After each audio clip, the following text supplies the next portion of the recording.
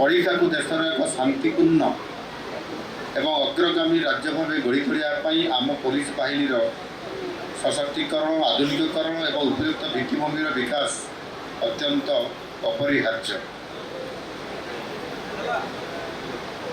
आज आमर श्रीक्षेत्र धाम पुरीर तालबणिया महाप्रभु श्री जगन्नाथंकर ये पवित्र स्थान धामरी आम एक अत्याधुनिक थाना और गृहर उद्घाटन ये निश्चित भाव में आमको अत्यंत आनंदित और उत्साह देछि।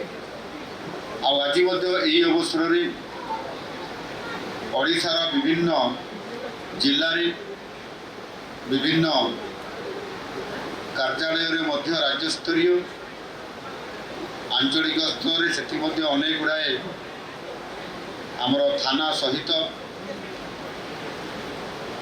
अन्य कार्यालय जो निर्माण होती ताहार भी आज एठी उद्घाटन करा जायछि।